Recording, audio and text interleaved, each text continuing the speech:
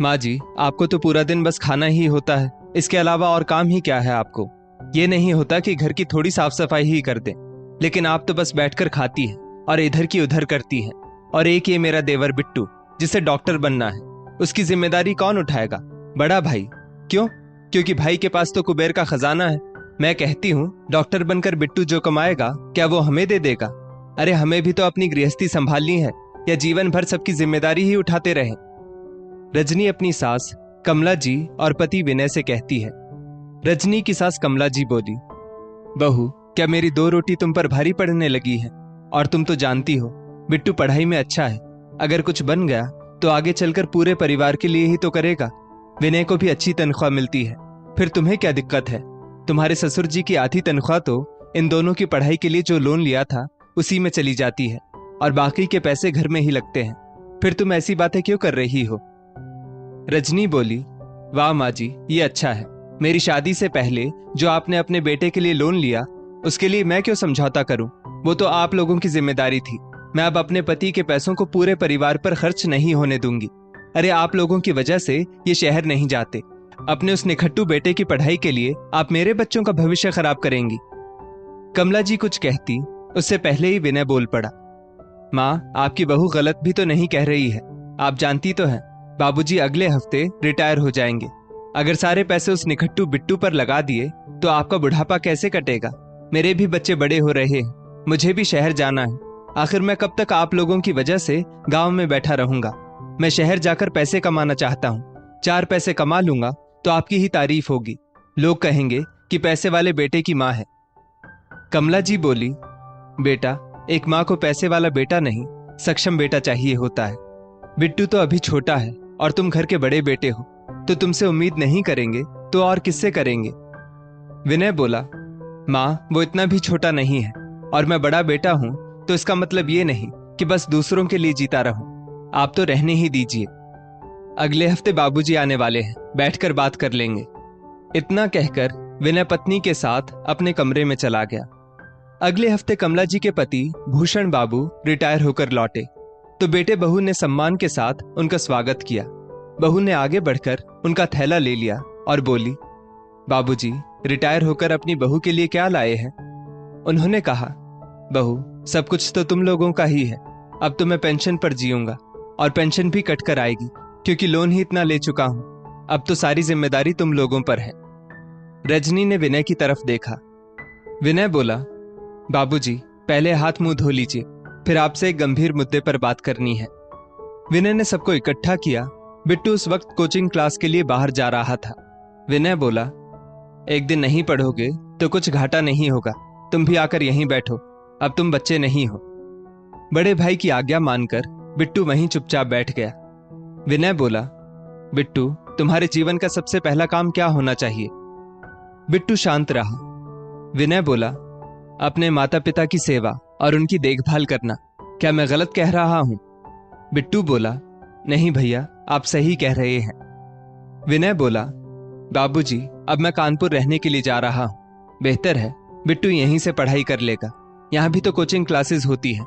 हाँ, मैं वहां से पैसे भेज दिया करूंगा, पर अब मेरा यहां रहना संभव नहीं है।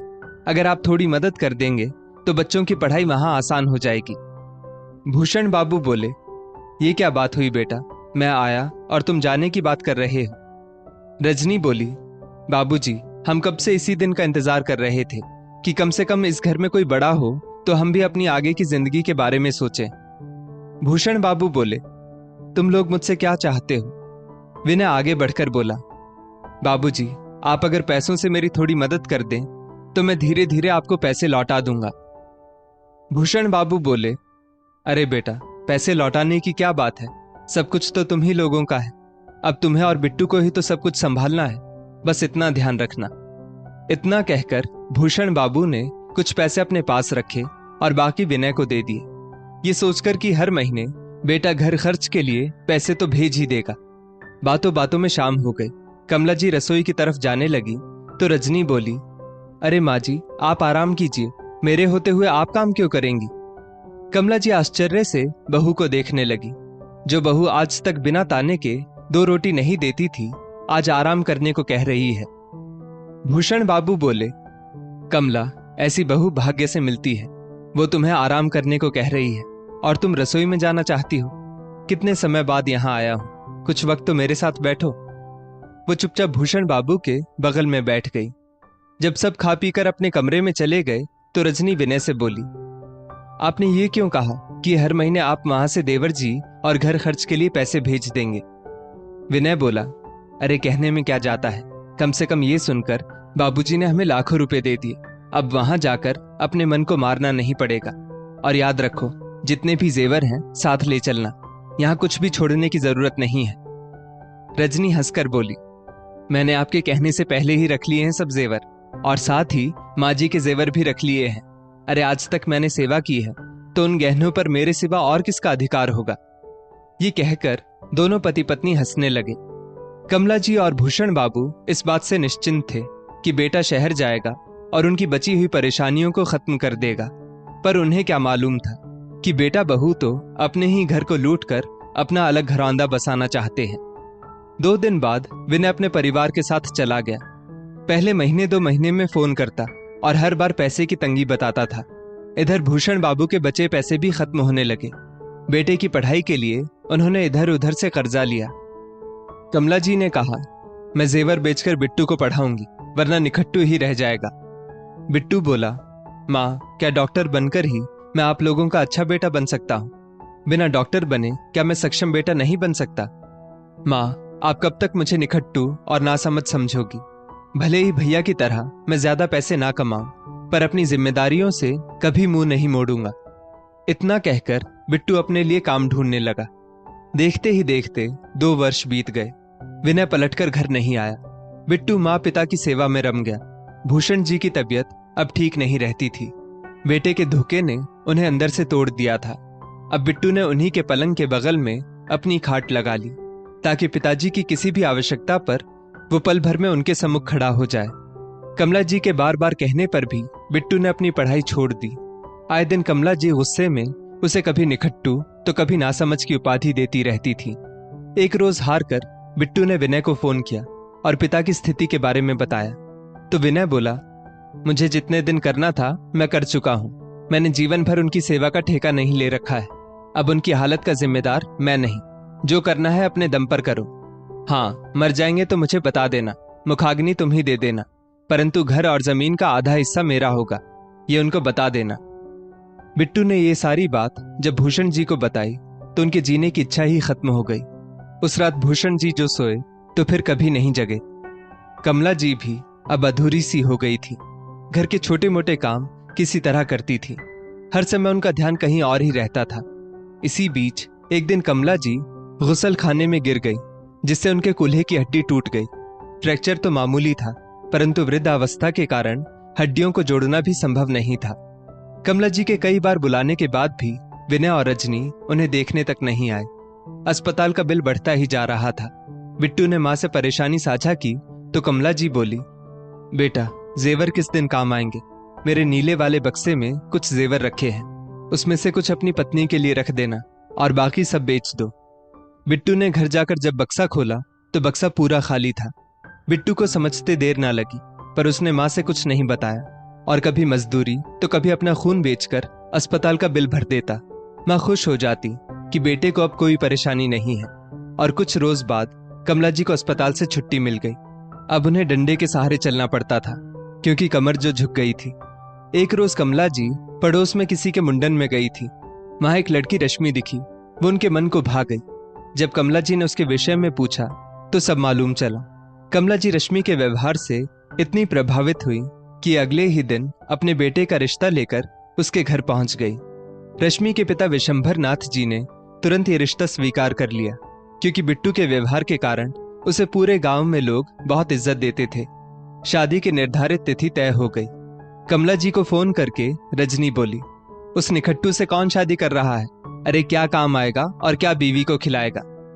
दोनों में से कोई भी विवाह में उपस्थित नहीं हुए। इष्ट देव और माँ के आशीर्वाद से रश्मि और बिट्टू की शादी संपन्न हुई। देखते ही देखते 2 सालों में कमला जी की गोद में 5 महीने की पोती रूही आ गई। बिट्टू ने भले ही डॉक्टरेट की पढ़ाई नहीं की, परंतु उस छोटे से कस्बे में रहकर अपने पिता की जमीन पर खूब मेहनत करने लगा। अपनी मेहनत से उसने 2 साल के अंदर संपत्ति को 4 गुना कर लिया। अब घर में ना खाने की कमी थी और ना ही माँ की सेवा में कमी होती थी। अब आस पड़ोस के गांव के लोग भी बिट्टू से खेती के नुस्खे सीखने आते थे। बेटे की तरक्की पर कमला जी गर्व महसूस करती थी। 2 साल बाद फिर से रश्मि ने कमला जी को पोते का सुख दिया। कमला जी ने प्यार से उसका नाम विकास रखा और धूमधाम से उसका अन्नप्राशन संस्कार किया। घर की रौनक उस दिन देखने लायक थी। पड़ोस के भोला बाबू बोले, कमला बहन, आपके तो दोनों हाथ में लड्डू है। एक बेटा शहर में जाकर पैसे छाप रहा है और दूसरा बेटा, जिसे आप निखट्टू कहती थी, वो यहां नाम कमा रहा है। कमला जी बोली, भाई साहब, माँ को बेटों से पैसा नहीं बल्कि सम्मान चाहिए होता है, जो मेरे बिट्टू ने मुझे दिया। जिसने माँ की परवाह ही नहीं की और लौटकर उसे देखने तक नहीं आया, उस बेटे के पैसों या उससे मुझे क्या लेना देना। आप तो बस मेरे पोते पोती को आशीर्वाद दीजिए कि वो अपने पिता का सपना पूरा करे। तभी उधर से आवाज आई, क्या माँ, छोटे बेटे के पास कुछ पैसे क्या आ गए? आप मुझे भूल गई? क्या कोई माँ इतना बदल सकती है? कमला जी ने पलटकर देखा तो विनय अपने परिवार के साथ खड़ा था।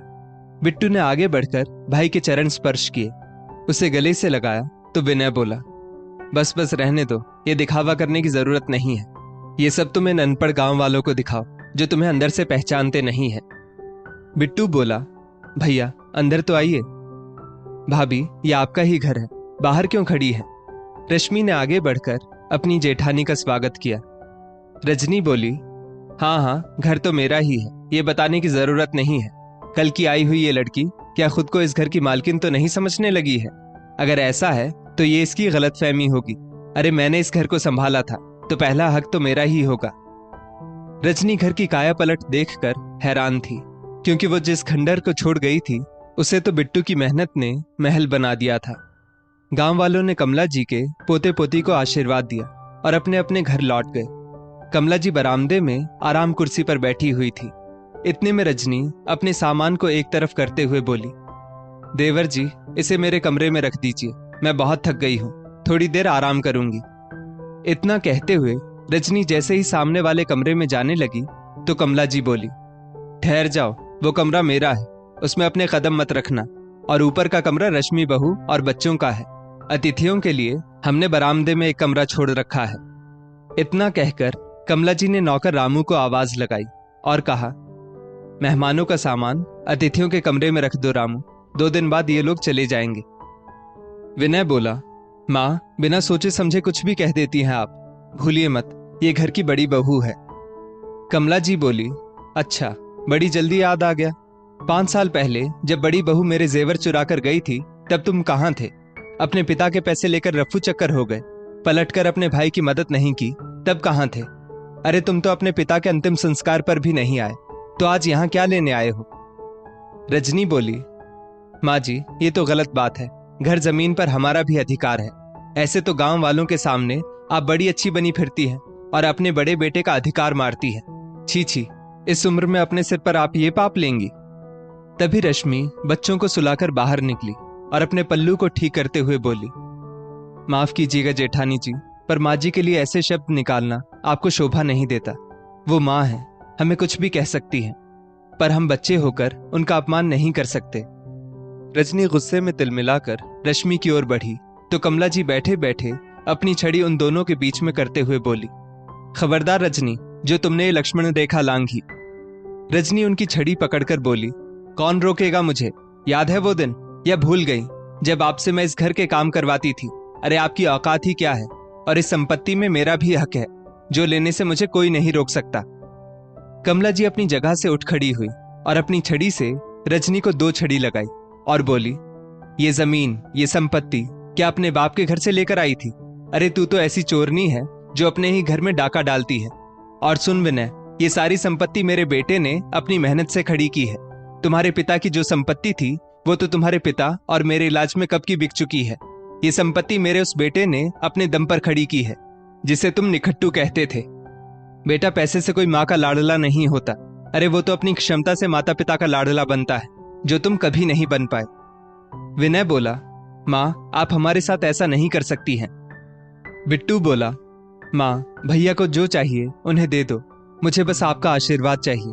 बाबूजी को खोने के बाद मुझ में कुछ भी खोने की हिम्मत नहीं है, अगर आपका आशीर्वाद रहा तो फिर से मैं 2 का 4 कर लूंगा।